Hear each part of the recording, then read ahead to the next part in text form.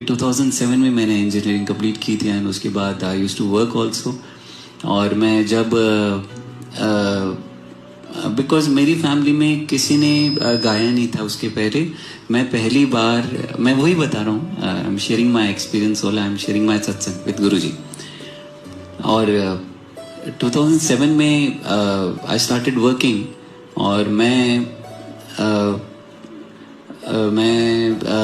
I was gaining some experience so that I can go to US for further studies। तो लेकिन मुझे लगा मैं इसके लिए नहीं बना, मैं कुछ और के लिए बना हूँ। मैं इसलिए नहीं बना कि मैं ऑफिस में बैठा रहूँ और मैं वैसे ही मेरा जीवन व्यतीत हो जाए। बट उसके बाद मैंने सोचा कि मुझे वो करना चाहिए जो मेरा अंतर आत्मा जो मुझे कह रही है, कि मुझे लगा मैं गाने के लिए बना हूँ। तो मैं करता रहा एंड गाता रहा।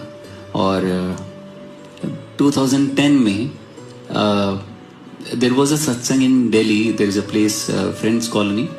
तो वहाँ पे मुझे मैं गा रहा था, आई थिंक जन्माष्टमी का सत्संग था। तो वहाँ पे मुझे बैम्बी आंटी ने सुना। बैम्बी आंटी बहुत पुरानी संगत में से हमारे गुरुजी में। तो 2010 की बात है, आई थिंक अगस्त की। तो अगस्त में उन्होंने मुझे सुना था और उन्होंने मुझे सितंबर में अपने घर में बुलाया। उनके घर में बहुत सुंदर दरबार था और गुरुजी का वहाँ पे सत्संग के लिए मुझे पहली बार बुलाया। उसके पहले मैंने कभी भी गुरुजी का स्वरूप नहीं देखा था, कभी भी मैंने गुरुजी के बारे में सुना नहीं था। और वो पहली बार मैंने गुरुजी का स्वरूप देखा उस दिन। और मैं उस दिन बहुत तबीयत खराब थी मेरी, और मैं यही के सोच रहा था मैं कैसे गा पाऊंगा। तो उन्होंने पहले सत्संग शुरू होने से पहले मुझे, मेरे गाने से पहले ही मुझे चाय प्रसाद दिया। और पता नहीं कैसे मुझे क्या हुआ और मैं समाओ सत्संग मैनेज कर पाया, गा पाया। और मुझे ये तो पता चल गया कि कुछ तो एनर्जी है, कुछ तो है जो मैं डिफाइन नहीं कर पाया, डिस्क्राइब नहीं कर पाया उस टाइम। लेकिन मैं हमेशा आंखें बंद करके गाता हूँ, क्योंकि परमात्मा से जुड़ने का एक ही तरीका है, वो जब आंखें बंद होती है तब उनसे जुड़ जाते हैं, उनको महसूस कर पाते हैं। तो 2010 में जब ये सत्संग हुआ तब somehow मुझे ऐसे लगा कि मैं अपने जैसे होता है ना कि फीलिंग होती है जो अपने घर पे आने के बाद जो आपको सुकून मिलता है, वैसा सा लगा मुझे। और उसके बाद मैंने बड़े मंदिर जाना स्टार्ट किया और मैं जाता रहा। और पूरी 2011 में मैं वहाँ पे मंदिर में जाता रहा। और उस समय बहुत कम लोग होते थे, बहुत ज़्यादा कम लोग होते थे। और जब जैसे अराउंड 7-7:15 तक भी वहाँ पे 7:30 तक पहुँचते थे, तो मंदिर मेन दरबार हॉल में जगह मिलके फिर नीचे वाले हॉल में लंगर प्रसाद करके हम आते थे, मैं और सुहानी माय वाइफ। तब then we were dating back then and और मैं उसके बाद पूरी 2011 में पूरे थ्रू आउट में जाता रहा। और 2012 में ऐसे ही 2012 में भी जाता रहा। और फिर क्या हुआ, और ऐसा लगा कि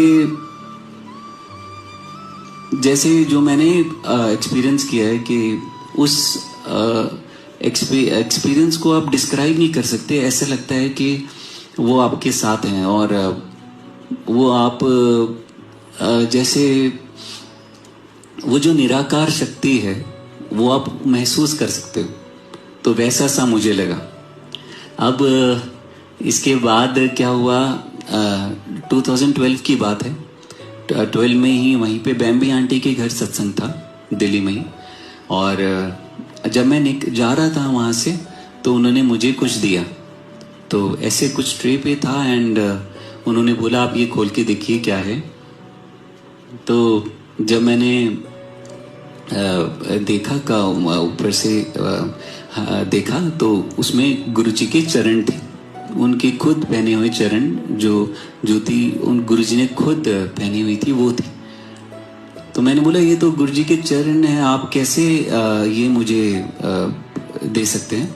ये तो प्राइसलेस है और ये तो अनमोल है, ये मुझे कैसे मिल सकती है।